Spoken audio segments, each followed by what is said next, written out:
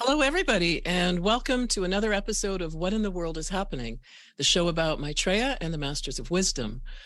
We're very happy that you're here today. You're our secret sauce. You give the show legs. So thank you for joining us. I'm Sabina Qureshi, broadcasting from Edmonton, Canada. And with me today is our guest, Rich Teich, in the USA, San Francisco. Hi, Rich. How are you? Oh, fine. Thank you, Sabina. That's great. And I guess I'm excited about this show. As you can see from our image there, we're going to be talking about vast spaces. And I think that's something that excites everybody, the feeling of something unlimited, something enormous. I also want to mention that you can watch this program on YouTube, on Twitter, and on Facebook, Share International Canada Facebook.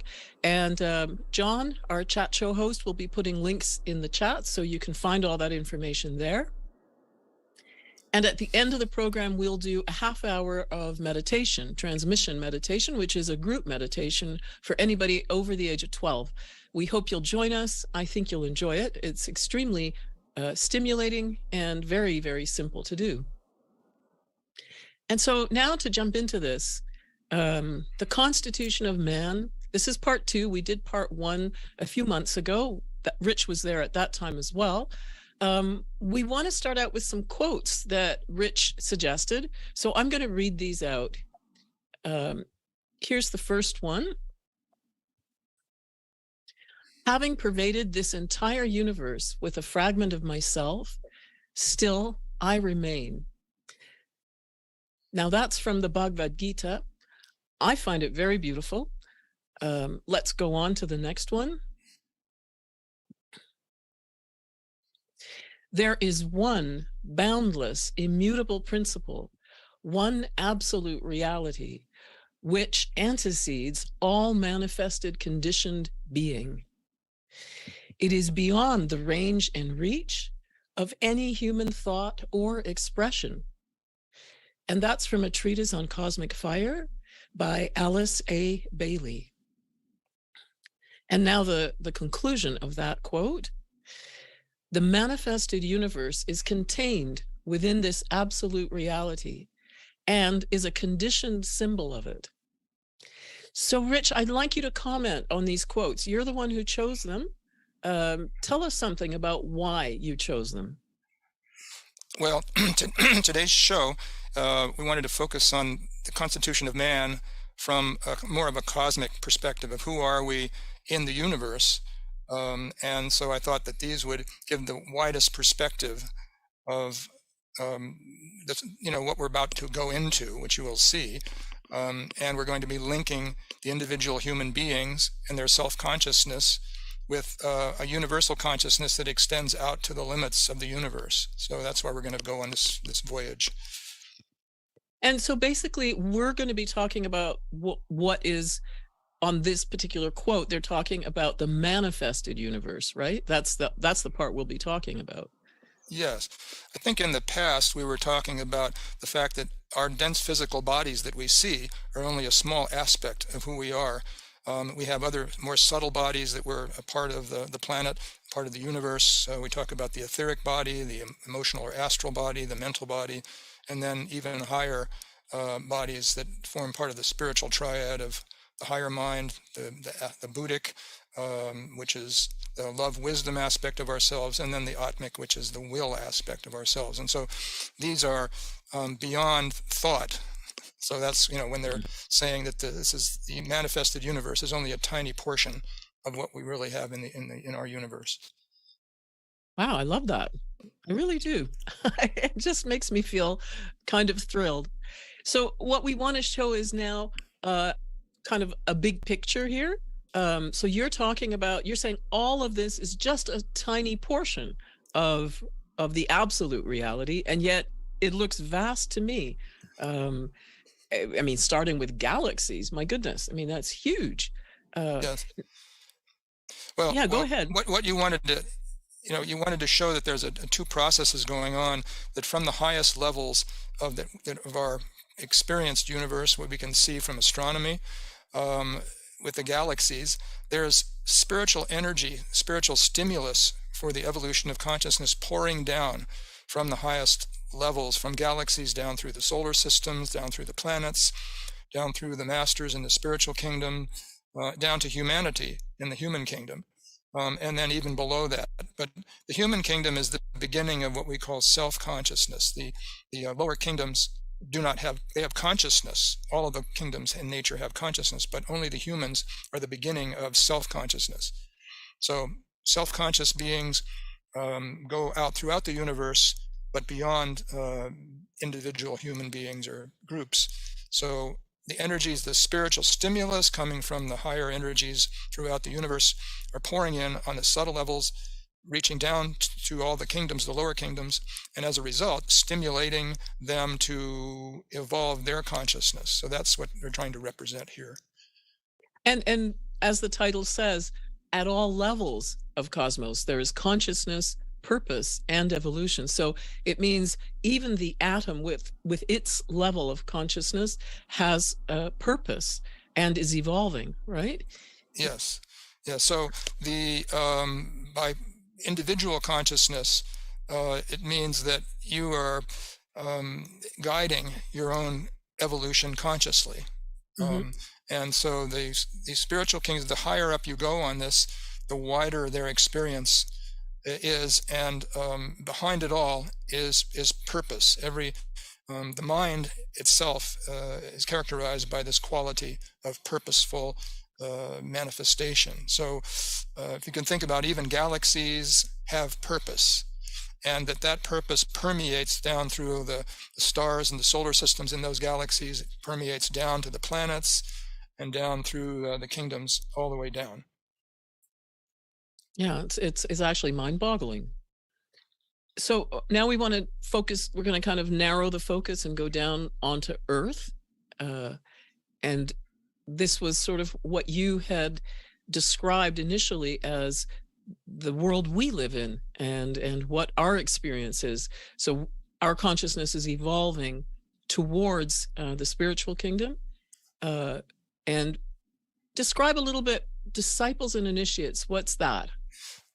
Yes, in this snapshot, we're looking at kind of the world that we start off with the animal kingdom and early animal man, and then by the spiritual stimulus, it produces a process that produces individual consciousness in human beings, and so they become part of the human kingdom. But there's evolution that continues on in consciousness to become group conscious, and that's the state where the masters are. They're conscious of the being who ensouls this planet as the largest group we can conceive of. So in that process of going from the human kingdom into the spiritual kingdom, the intermediary kind of level there is what we would call disciples and initiates, people that we see in the world who have made some spiritual contribution in whatever field that they were in to humanity. So then they go through the initiatory process, and then they become masters, and so they are fully part of the spiritual kingdom. And so these disciples and initiates, as you said, they could be in any field. When we use the word spiritual, it doesn't mean religious only or necessarily. So a disciple or initiate could be a scientist, philosopher, any type of work, right? Yes. So when you see the different aspects of everyday life, where we have the political realm, the social realm, the economic realm, the scientific, the arts, anybody who's making a contribution to civilization and culture is being stimulated by the spiritual kingdom, the masters. And so they're working in the world, and we know them as people with lives, and we can see the contributions that they've made. And so they are one or other of disciples of the various masters along certain lines. Okay, and so that can even be politicians, right? Yes, politics, yes.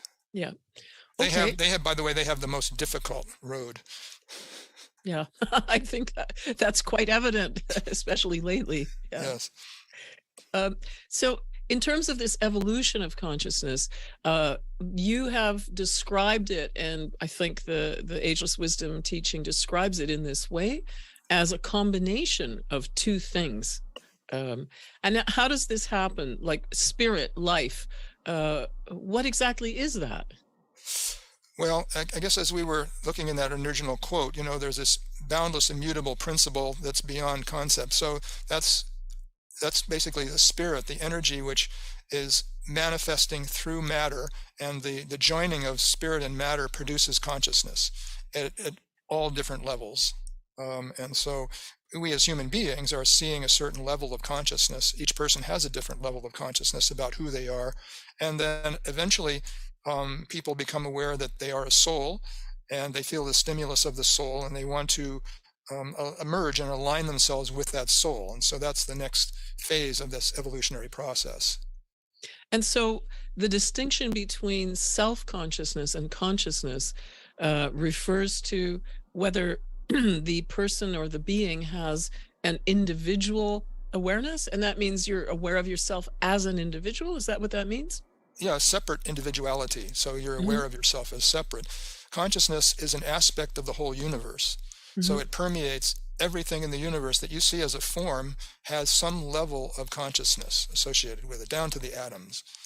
Okay. And as you work your way up, the mineral kingdom has a certain consciousness. The plant kingdom, the vegetable kingdom has a certain consciousness, which is more expanded.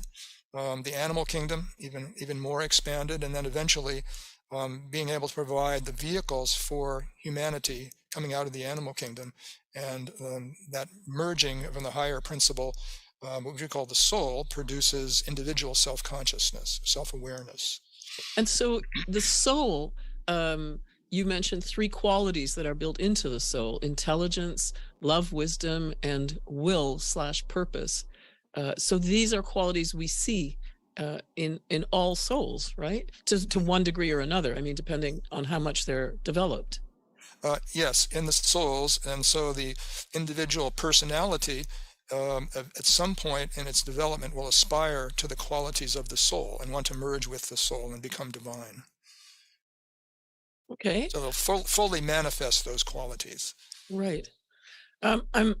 I realize someone's getting rid of our snow outside, so that you might hear a bit of noise right now. There's a snowblower right outside the window, and it's a bit loud, but I hope it's not disturbing. So in terms of this evolutionary process, uh, the masters of wisdom, whom we've mentioned before, and Maitreya, who is sort of the head of that group, they are people like ourselves, but they've reached a different stage in their evolution. And we often say they've completed their evolutionary journey on Earth, meaning that there's nothing more for them to gain in terms of the growth of their consciousness by incarnating repeatedly as we do. But many of them stay here to help us. And these are the people who compose the spiritual hierarchy. That's what we call it. And they facilitate the evolution of us, humanity, through their disciples. And of course, that in turn is facilitating the evolution of all of the lower kingdoms as well, right? Because that stimulus flows down through each kingdom into the one below it. Yes, and you see that opportunities through what we would call service. So the being who ensouls the planet is working out his purpose through the various kingdoms in nature. And where humanity is concerned, there's the 63 masters who are working in the human evolution. And so that purpose, which is at the center where the will of God is known, which we call Shambhala on the planet, is that energy is working through the spiritual hierarchy, and its purpose is to facilitate the human evolution and consciousness. So everything is working from some higher level down to some lower level, and the higher you go, the more complete the understanding of the purpose is. That makes sense. So the higher you go, the bigger the picture is. I mean, the more, yeah, the more you Yes, see. exactly. Yeah. So in meditation, for example, the goal is to develop a link between the lower concrete mind and the higher abstract mind. And the higher you go in the abstract mind, the bigger the picture. Yeah, that totally makes sense. Well, and what you're saying about higher and lower, on this slide, we're seeing like a pictorial representation of what we human beings are, in terms of that we have this highest level, which is called the monad, or the spark of God. That's the part of us that is part of God. It's the same substance, right? And then that is stepped down. The soul is the intermediary, also called the higher self sometimes, or the causal body. And then on the level that we perceive in our daily lives, on the physical, dense level, we see our body. And there you have the personality, the lower self. You have your mental body, emotional body, physical body. So this same process, you can see it even just within what we are, right? Yes. So your personality will eventually become aware that it's got some more higher aspect of itself, and it seeks to understand, become one with that higher, and that's we call this spiritual path. When somebody feels that they're drawn to something larger than themselves, it might start off with alignment with humanity as a humanitarian, want to help humanity in some way. So whatever field that you're in, you want to help people in the world. So that's the path of service. And so that leads you to the soul. And the soul embodies that the quality of purpose for all souls. And Well, it's the monad is that spark that eventually, the soul just being an intermediary, eventually the individual personality merges with that spark of God. And so the purpose that the individual feels is the one purpose of the being who ensouls the planet. So essentially, you are a spark. Eventually, like the masters are sparks in mhm. that being who ensouls the planet, and their will is one with the will of the planet. So what you were just saying about service, uh, we have a question from Billy Sevchuk. Hi, Billy. Thanks for being here, and thank you for your question. Billy asks, what actions do we need to take to reach spiritual evolution? My first kind of response, and Rich, can you confirm this, is that even without taking any action, we are evolving, because it's the nature of consciousness, right, to evolve. But there are actions you can take to speed that up. And you mentioned service. And did you mention meditation as well? Yes, meditation and service. Meditation will put you into connection with your soul, and then the soul will be guiding you in your life to how to serve best along whatever line of energies that you are, your personal destiny. And when we talk about meditation, I think the next thing we want to mention here are the chakras. And we have many chakras in our body, but what we're looking at right now are the 7 main chakras, the most important or the biggest ones. And can you describe what these are, and what is the etheric body? Okay, the etheric body is made out of strands of subtle energies beyond the physical. And the chakras in the body, the main 7 ones, or all the chakras themselves, are basically little vortices of energy, like little energy fields that are in constant motion and circular, so they form chakras or wheels in Sanskrit. So these 7 are also aligned in the physical body with one of the ductless glands, starting with the pineal gland and the pituitary in the brain, all the way down to the adrenal glands. And so it's actually these particular group of glands are regulating the body through the bloodstream and through the nervous system in the brain. So that's how this all works down from the subtle levels in these chakras down to the dense physical body. And so when we meditate, how does that relate to the chakras, meditation, that is?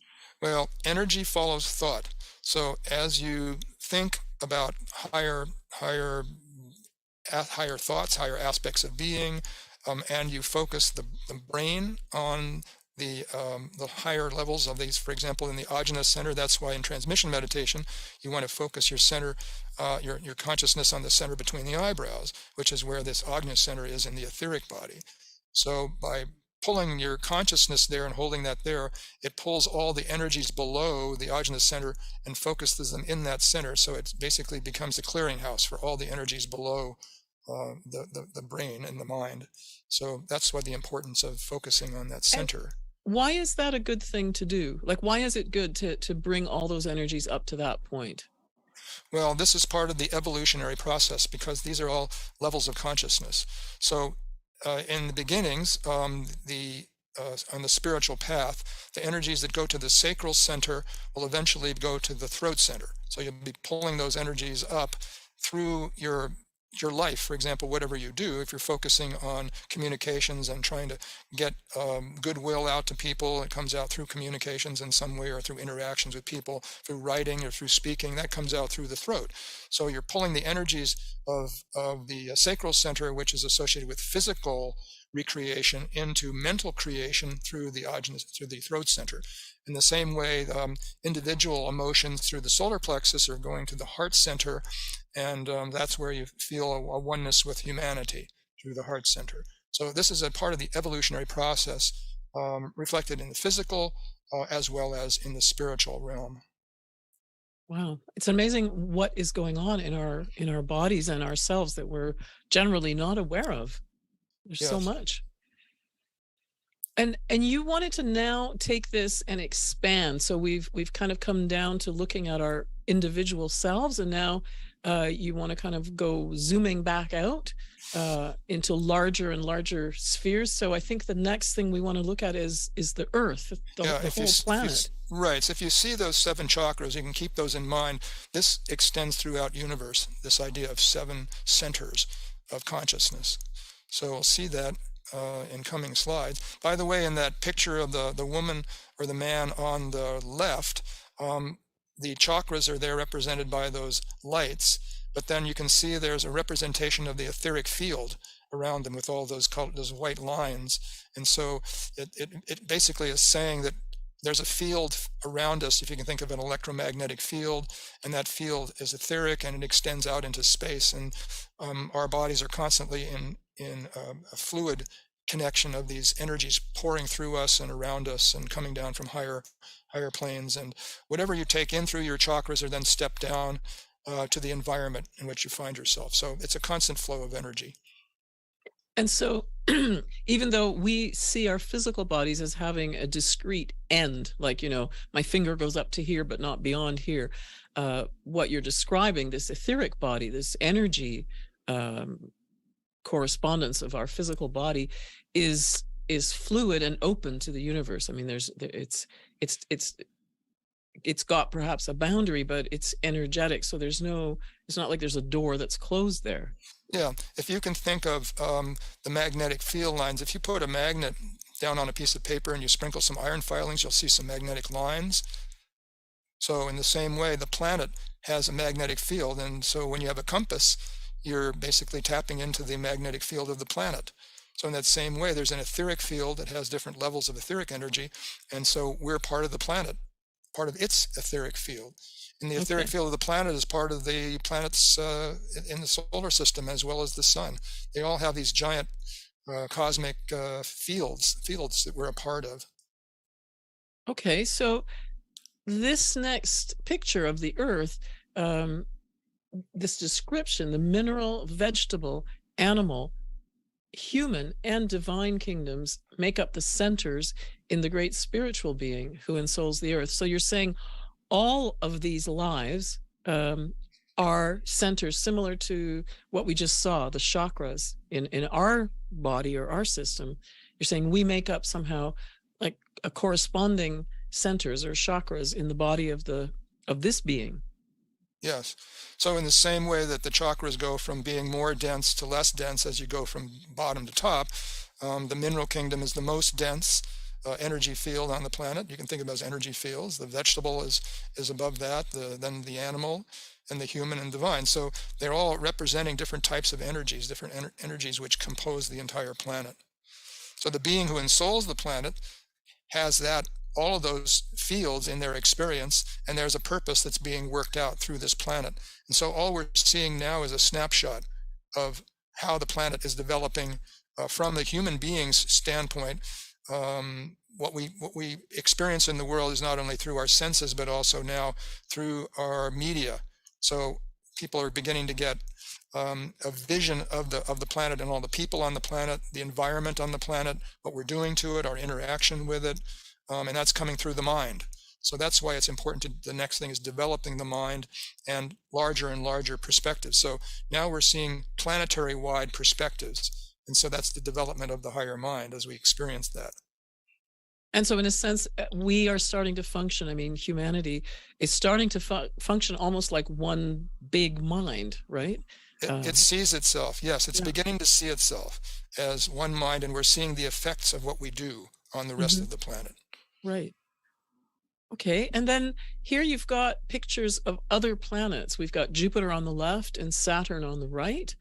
And the statement that each planet is a great spiritual being, just as the Earth, which is also a planet. But we see only the physical body. So we don't see the energetic or etheric body of these beings, just as we don't see our own etheric body. I suppose if you have etheric vision, you would see that, but most of us Yes. don't. Also, what you don't see, just like human beings have not only etheric bodies, they have emotional astral bodies, they have mental Mhm. bodies, Yeah. and those are just parts of the various planets on which there's a humanity on every planet. And so there's an evolutionary goal for each one of the humanities on the various planets. And so we don't see that at all either. We just see our planet. The difference in our planet and all the other planets is that we're in a dense physical bodies. The people on the other planets are on subtle bodies. So But they have, that's why yeah, and they have civilizations just like we do at different levels of development, but they only are working on the etheric levels. so that's why our probes and different types of vehicles that we send out into space and go exploring with, they don't pick up signs of life. They can't see those Right, lives. right, right. Okay. And then the sun is an even greater spiritual being. And now this name, the solar logos, where does this name come from? Well, these are terminologies. The planetary logos, the solar logos. These are names from the Secret Doctrine, from Helena Blavatsky's magnum opus, the Secret Doctrine. The being who ensouls the solar system, we call the solar logos, encompasses all the levels of consciousness, from the subtle to the most gross, and that being, the solar logos, has a purpose which is working out through the individual planets, which are centers in the body. So just in the same way there are chakras in the body of the human being, there are chakras which are represented by planets in the body of the solar logos. So again, a higher level of purpose and development in the whole solar system. So the planets hold all the kingdoms in nature. They have each individual purpose, basically has been assigned by the logos to the evolution of all the forms, life forms on those planets. And the being who ensouls the sun has all of those levels of consciousness within itself, and a great purpose which lies even beyond the purview of the individual planets. And so I just have a curiosity about the word logos. Is that English? No, it's Greek. Okay.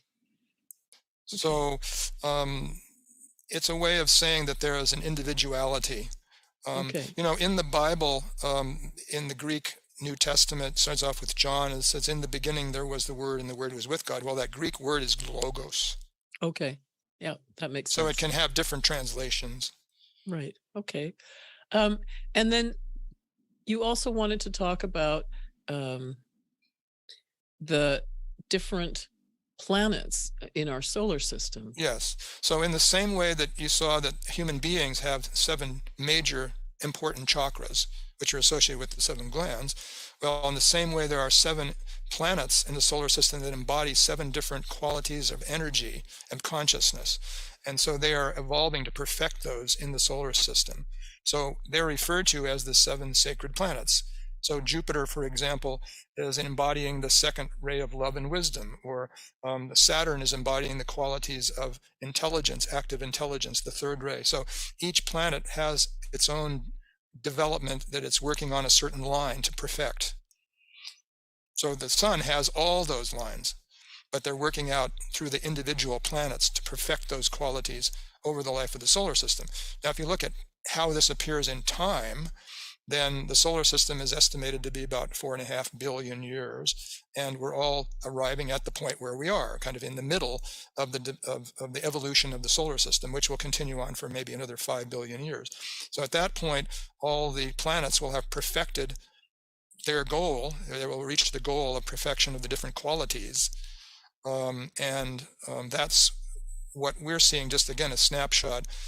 Through reading the Ageless Wisdom, they will give you some idea of who these beings are, what their goals are, how they're doing, where they are at this point in time, and something about the future evolution of it, and their interactions with each other, because all the planets are within the aura of the solar system, and they're all interacting with each other through the etheric, through the astral, through the mental, and higher beings. So there's a constant flow of energy and purpose that's going on throughout the entire solar system. That's fantastic. So, and now we're going to go even sort of further out, right? So if you'll notice, by the way, the Earth, Mhm. which is in the previous slide, the Earth is a part of the energy field of the solar system, and so it's working on. So that's the one where we can get some glimpse of it, of how the evolution is working out on the planet, because we're seeing it from our point of view. But from the point of view of the other planets, they have their own goals, and each one has a different purpose. Okay, and I mean, what I like about this particular image is you see the relative sizes of the planets and of the sun, and that is quite humbling, isn't it? Yeah, from a physical standpoint, Physical. it doesn't necessarily represent consciousness. For example, Venus, which is down there on the right, which is next to the Earth, actually is one of the most evolved planets in the solar system, but it's certainly not the biggest. Right. Well, that's true. And so, in terms of these sacred planets, the seven sacred planets, they have relationships with other stars, not just with our sun. Now, can you explain this? What is this about? Because Yeah. one of the stars in the Pleiades, which is a constellation, and one of the stars in the Big Dipper, which is also a constellation. Um, yes, the Ageless Wisdom says that the seven stars in the Big Dipper, each one is a prototype for one of the planets, the planetary logoi in our solar system. So here you can see there's an interconnectedness, not only with the sun, but also outside the solar system itself, between the planets and stars, great beings outside the solar system. Can I interrupt and ask you? You said prototype. Does that mean each of the planets, the sacred planets, is evolving towards being a star? Yes, ultimately, yes. And that there's some qualities in each one. We don't understand the qualities, but the qualities of the different stars in the Big Dipper are reflected in different planets. And we don't know which planet and which star are correlated, but it's like the higher self of a planet is represented by one of those stars in the Big Dipper. The same thing with the Pleiades. There are certain qualities of love and wisdom which are coming to the planets in the solar system from the Pleiades. Okay. Now I just realized I didn't pronounce that right. Pleiades. Is that how you say it? You Yes. can say it like that, yeah. Okay. And so now, how far away are these constellations from us? Do you know? Well, I don't know if it would make much sense, but if you could say 70 light years, 100 light years, 200 light years for the Pleiades, they're very close, relatively speaking. The stars in the Big Dipper are farther away, maybe in the order of several hundred light years. But, does that mean anything to people? No, and I guess in terms of Yeah. this relationship that you're talking about, there's no, the distance doesn't actually make a difference, probably. Yeah, what you see has an impact on your consciousness. So when you see the pattern of the Big Dipper, just the pattern itself has energy.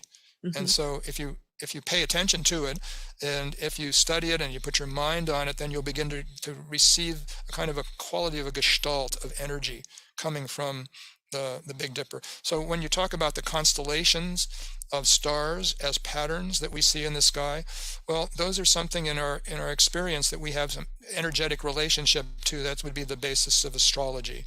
So there's energies pouring from these various star systems that have an impact on our level of development and our lives, basically. Okay. And then to continue moving out into a larger perspective. Now, this is not a photograph; it's an artist's rendition, right? Right, right. It's Um, just very interesting looking, but yeah. what the idea was is that there's another great being beyond the solar system, of which our sun and solar system are just a part of one of the seven chakras, you could say, in this great being. And the Ageless Wisdom, for lack of a better term, just calls it the one about whom not may be said, because what can you say about something that you don't even know, that's beyond? But we do know that energetically, this solar system is the heart center of this great being who we talk about as, or they talk about as, the one about whom not may be said. So it's just showing that there's higher levels of organization. So our solar system, the solar logos, is part of a larger purpose from a great being who ensouls seven solar systems. And so this solar system has a part to play in that. And so that is embodied by the sun, is by the solar logos, and then then his purpose is embodied in these different planetary logoi, who are working out their individual aspects of this larger purpose. So our sun is working out some larger purpose, or a small part of a larger purpose from great being that is referred to as the one about whom not may be said. So this extends out. There are other beings who are on the same par as the one about whom not may be said, or even greater, and that works its way out, and we'll show we're even going out to the level of the galaxy. Right. And I just want to mention that the word "not," it's not a word we use generally, but it just means nothing, right? Yeah, it's a a poetic term that's Right. I mean, you can't say anything about something that you don't really know anything about. Somebody's told you that there's something bigger than our solar system of which we are a part. Right. Well, that's a great name. The one Yeah. about whom nothing can be said. Yeah. Even though he's telling you something about it. Right. He is telling you something. That's right. Well, it's quite mind-boggling, and it's really fun to think about all these things. And so when you talk about an even bigger level, whoops, I think I may have jumped something there. Hang on a second.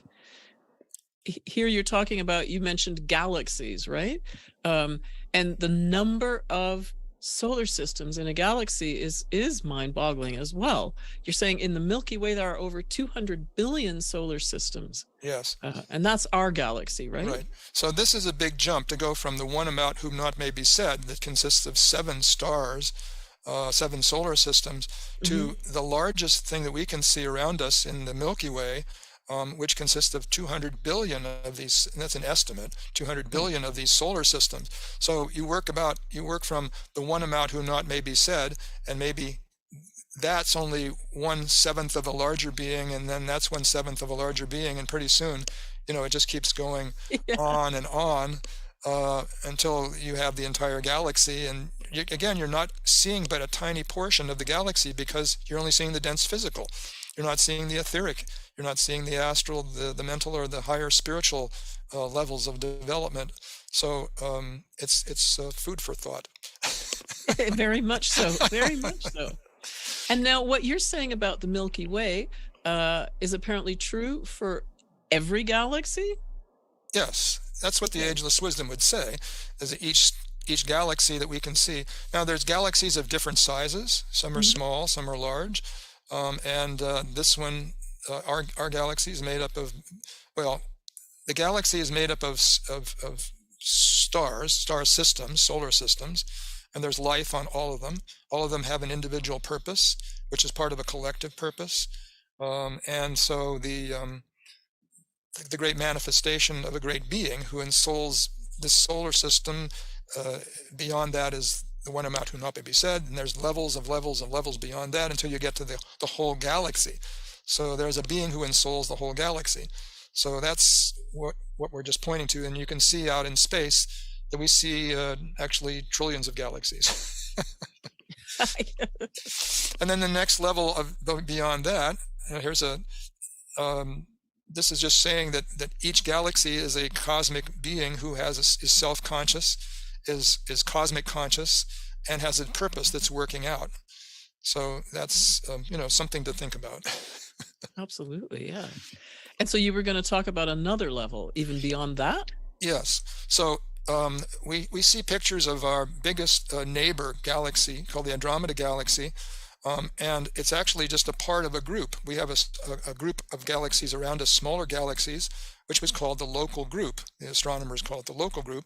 And so you have several dozen of these large and small galaxies that are all a part of a family. Mm-hmm. So what's happening now is that in terms of our Milky Way galaxy, is the being who is the Andromeda Galaxy, they are approaching each other and eventually will merge. So you can say we have a galactic future merging with our Andromeda Galaxy neighbor. You could say one is a male and one is a female polarity, and they're merging. And what will happen is that there will be a burst of star formations of new stars. Billions of new stars will be formed in this collision between all the dust and gas.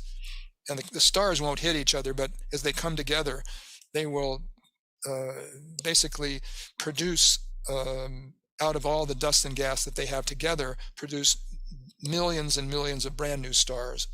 So that's just something that we know about our galactic future in our local neighborhood.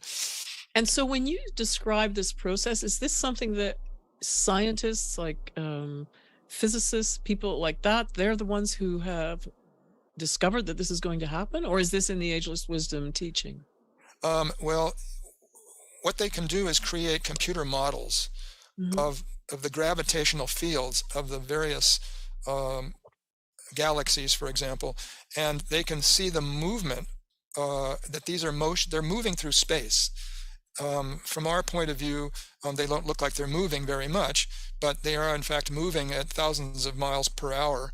It's just that the vast distances of 2.5 light years to the Andromeda Galaxy, 2.5 million light years, will take quite a while for them to get here. But that's why we have another 5 years before we're going to merge with the Andromeda Galaxy. 5 years? No, 5 billion years. Yes. A billion here, a billion there, it adds up. Right. Okay. Right. Well, and then there's another level out that you mentioned, a galactic cluster made up of hundreds of galaxies, like hundreds, not just 2 or 3. Right. So here you can see the final destination for these spiral galaxies like the Milky Way and the Andromeda Galaxy will eventually be what they call an elliptical galaxy. So you see that galaxy in the center that's very bright, that looks like it's just a kind of a round light. That haze around it is made up of billions of stars. So you're seeing a haze. From our point of view, it's just so far away, but in fact that haze is actually individual stars, billions of individual stars. And the farther you get toward the center, the denser and denser those stars become. So that's basically the eventual destination for all the stars in our local group. They will all merge together and become one of these giant elliptical galaxies. But the galaxies also come in groups, and so you can see all these little fuzzy patches all around the picture, and those are all galaxies of various sizes, and they're all gravitationally bound to the center of this group. So again, if you think about there's some great being here who's working out a purpose, and all the other subsidiary galaxies around that are working out individual purposes of this grace one, and it should expand your mind out to something that you can't really conceive of. Absolutely, absolutely. And so then here in our last image of the cosmos, we've got this kind of description that consciousness and purpose exist at every level throughout cosmos, and all of it's evolving on every level. Yes. So this is a photograph called the Hubble Ultra Deep Field. They pointed the Hubble telescope, the space telescope, at a portion of the space where they thought they couldn't see anything. It was totally empty. And so they left the camera running for 4 months. So when they basically put all the, put the picture together, it's essentially looking at a part of space which was blank, except that when you expose the camera to it, you can then see every dot on this picture is a galaxy. Every single dot on there is a galaxy. So they're looking at like 15,000 galaxies just in this one tiny picture, which is a tiny, tiny portion of the sky. So based on that, they estimated that how many galaxies are there in the universe, and so they came up with like uh, 2 trillion galaxies in the universe. And then That's so from that incredible. you can extrapolate that as that there's 2 billion trillion stars in the visible universe. And remembering that they're all working out purposes, and the being who ensouls all of these galaxies and stars in the universe is working out a purpose through them, and on down and down and down and down, all the way down to human beings, wherever they are throughout the universe. So That's it's amazing. something to think about. Absolutely. And then this little kind of corollary that we're energetically connected to everything in cosmos. Whoops, let me go back there. Through our etheric bodies, Yes, and through through the astral bodies, the mental bodies, the higher mental, the Buddhic, and even qualities way beyond we can even conceive of.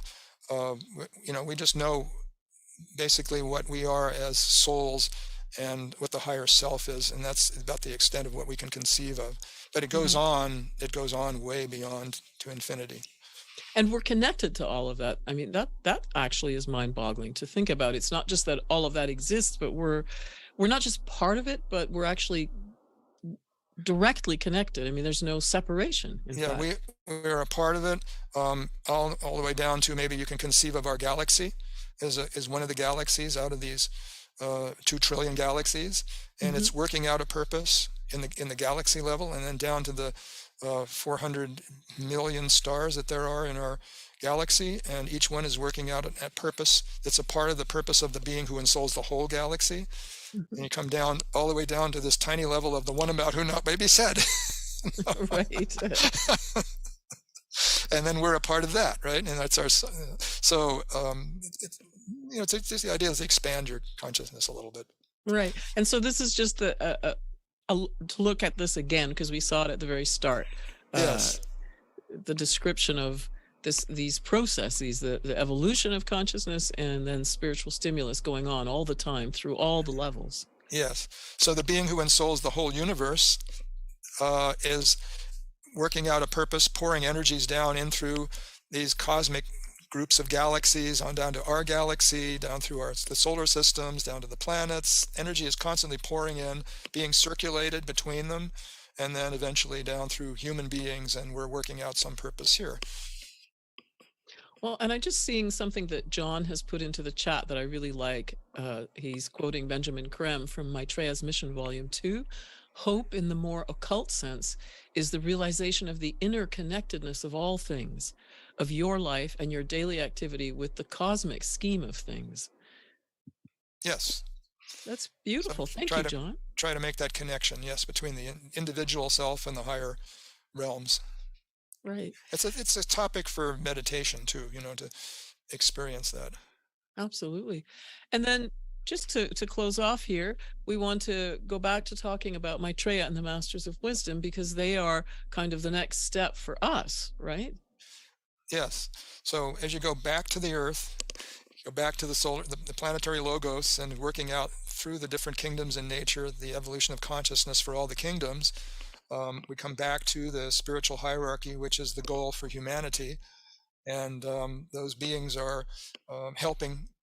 That's all they do. They help humanity evolve their consciousness, and that's their full-time work. And whatever area that their race structure, their destiny lies, then the masters are there to help them. And so we will be constantly evolving. I mean, the evolution of consciousness is the plan. That's what it's all about, right? Yes. So the masters are the relative few of the great beings who remain on this planet. There are paths, they call them paths to higher dimensions, higher worlds. Um, One of the most well-tread ones, you could say, where most of the human masters go on this planet, they go to a path called Sirius. It's a star 8 light years away, and they work on developing higher spiritual mind on that system. Basically, it's a star system. Hmm. But then Okay. there are other paths, for example, people masters eventually will be on paths that become planetary logoi, or some of them even solar logoi, where they control the various destiny of the rays as they move through the solar system, or they work on the cosmic astral plane to help circulate the energies of divine love down through our planet. So there's many different paths Now that the masters can follow. you used the word logoi. What is that? Oh, that's the plural of logos. So, Okay. so the planetary logoi, or the different planets, planetary beings in our solar Mhm. system, for example. Okay. All right. Wow.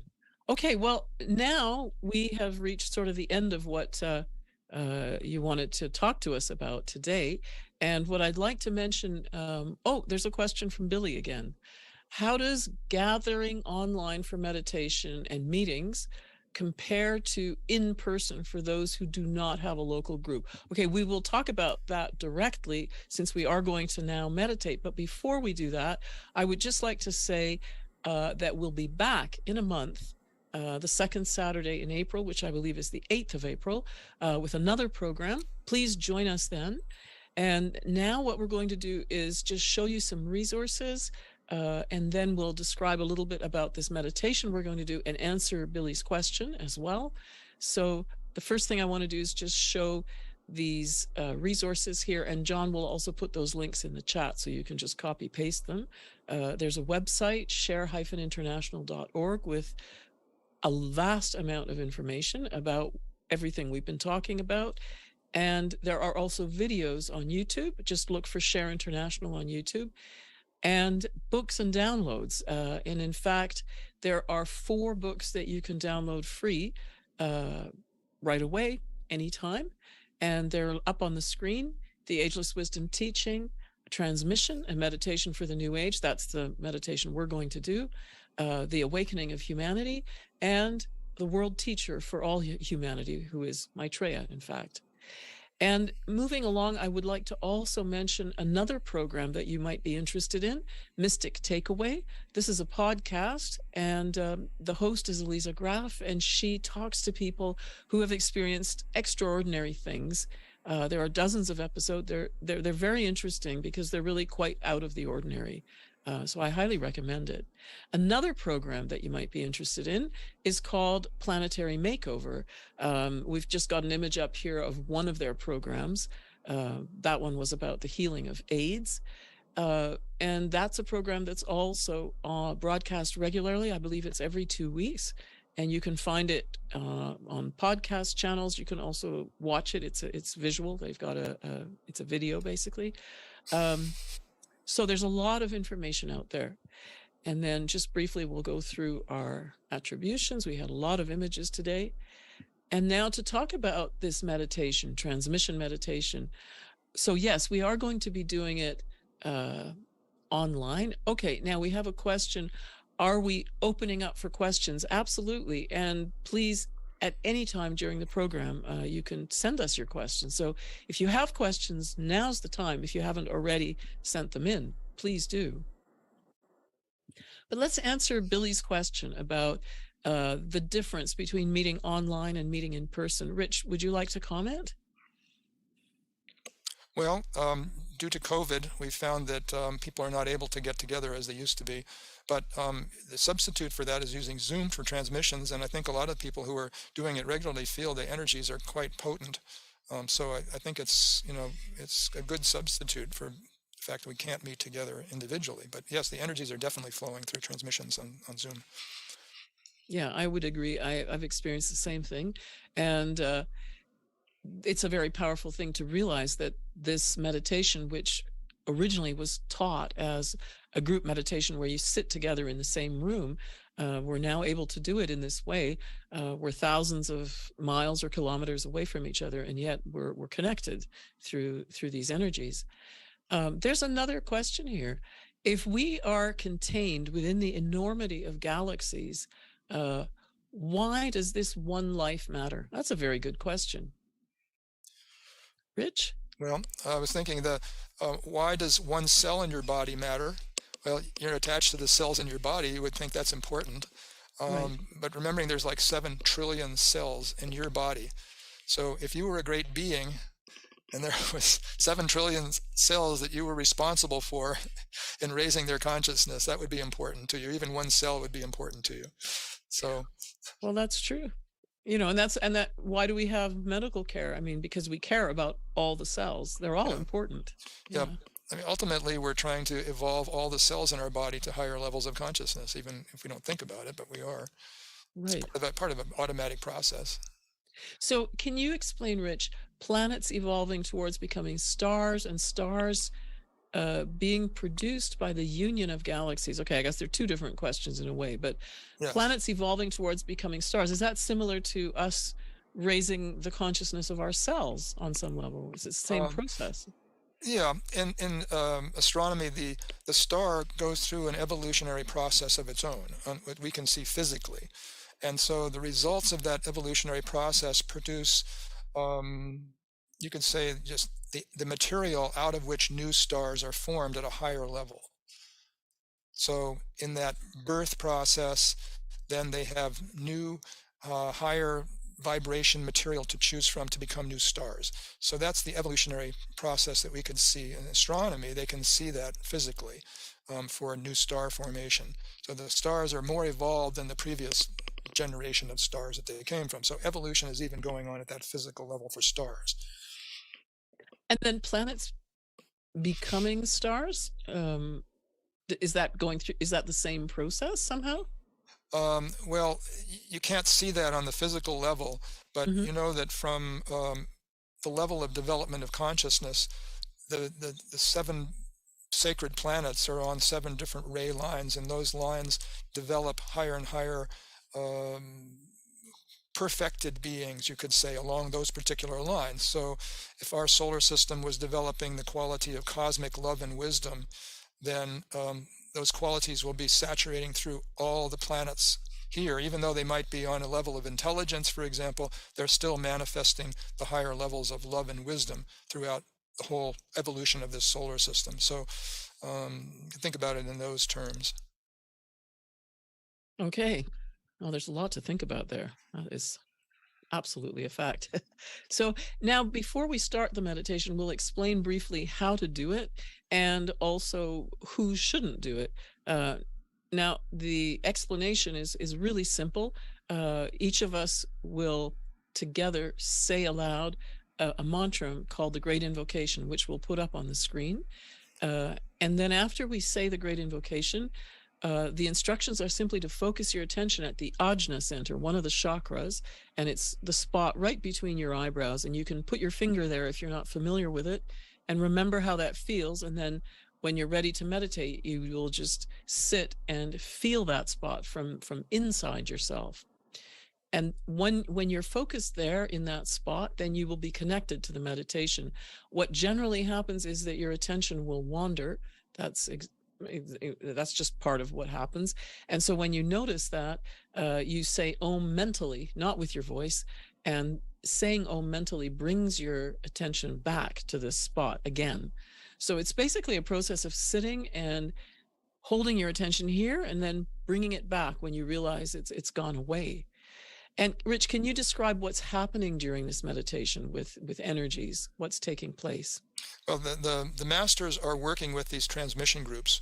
So when you started off saying the great invocation, then that will let the masters know that it's time to start the meditation. And the transmission comes from the masters down through the centers and the various people who are participating in the transmission.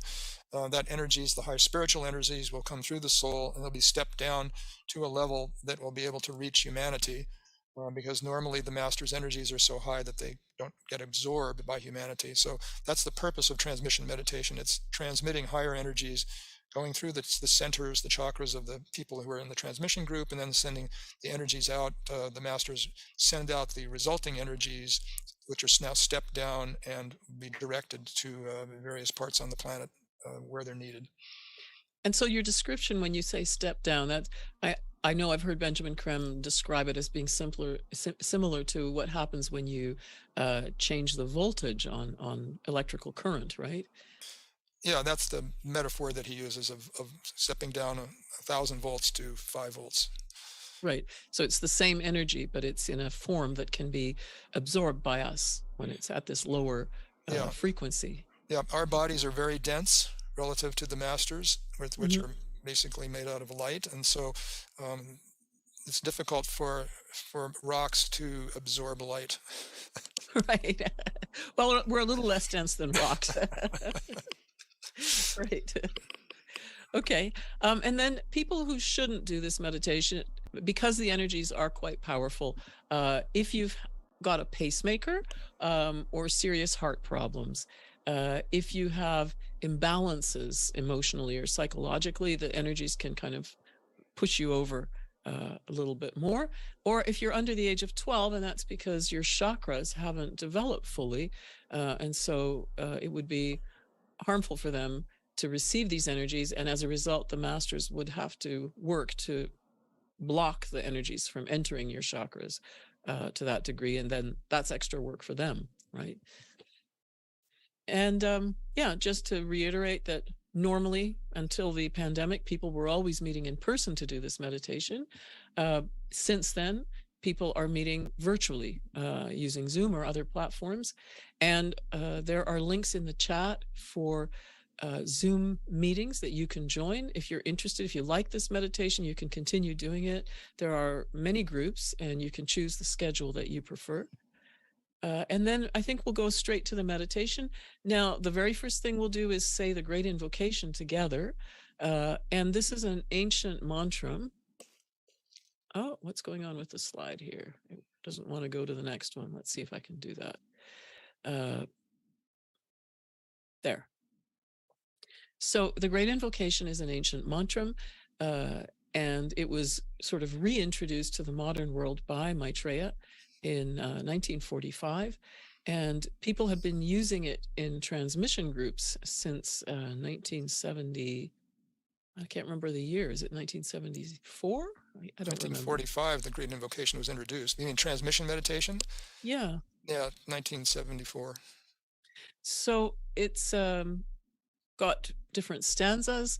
We'll say it together, but we will just have one voice because of the interference that happens over Zoom when you have all the voices together. And after we say the great invocation, we will listen to a message, a recording of a message from Maitreya, who transmitted that message telepathically to Benjamin Creme.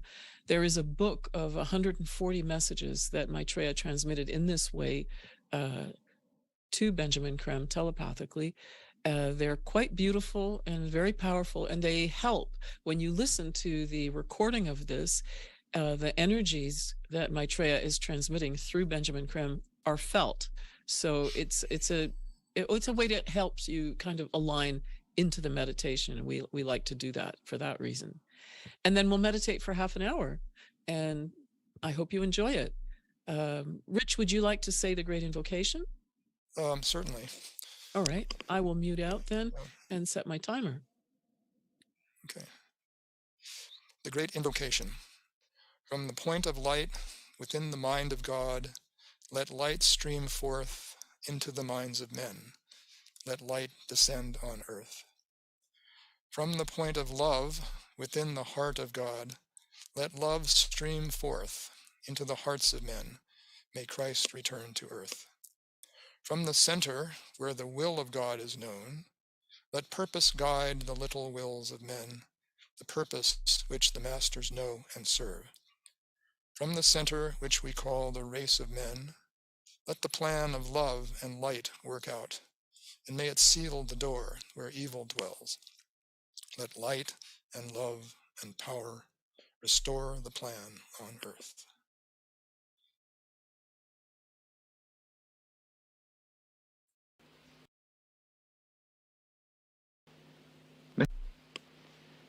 Message number 81, September the 12th, 1979.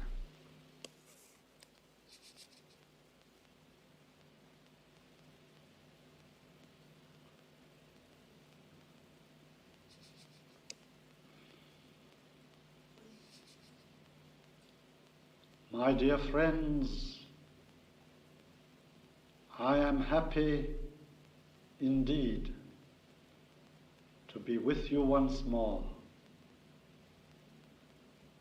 and to magnetize your aspiration in this way. My coming evokes in man a desire for change, a desire for betterment, however expressed. My energies engender in man divine discontent. All that is useless in our structures must go. There are many such which are unworthy of man today.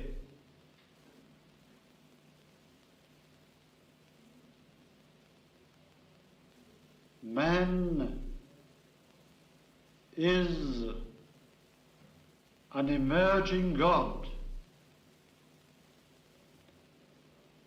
and thus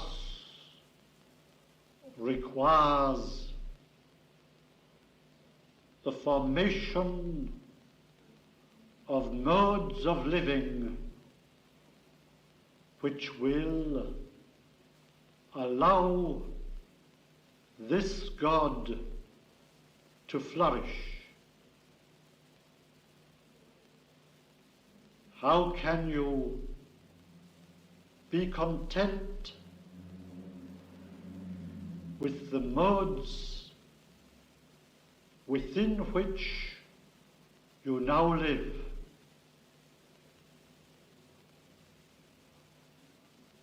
When millions starve and die in squalor,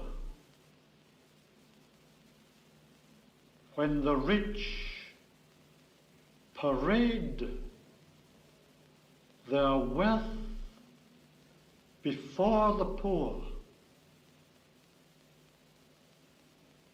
when each man is his neighbor's enemy, when no man trusts his brother,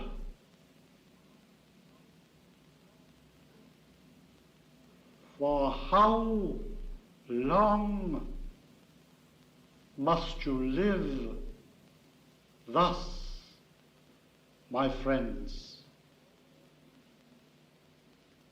For how long can you support this degradation?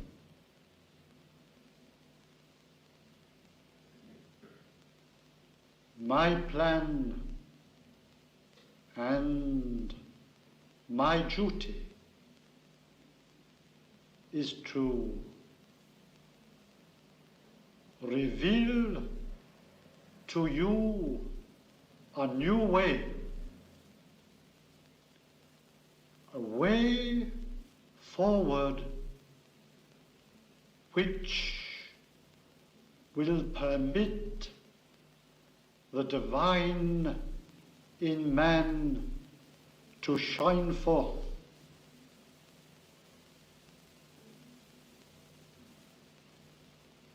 Thus do I speak gravely, my friends and brothers.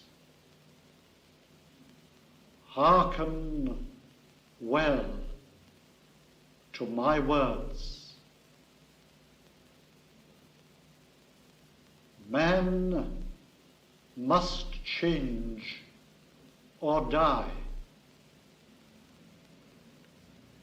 There is no other course.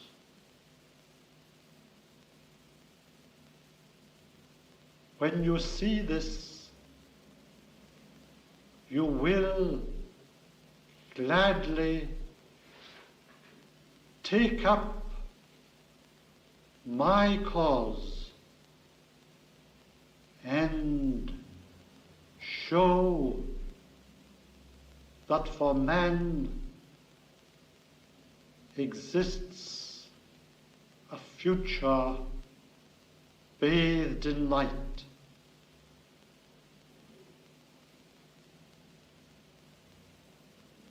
My teaching is simple. Justice, sharing,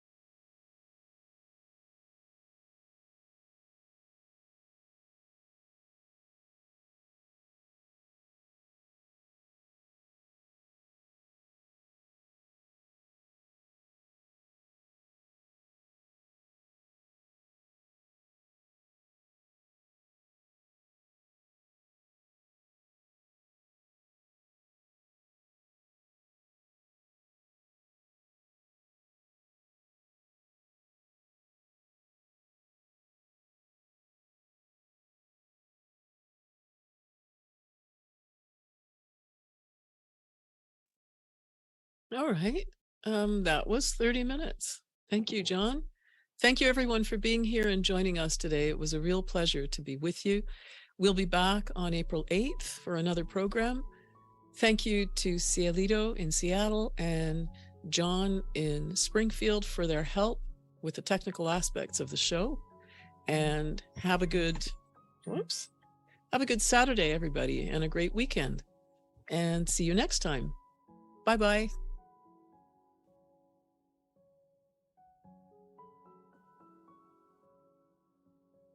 Recording stopped.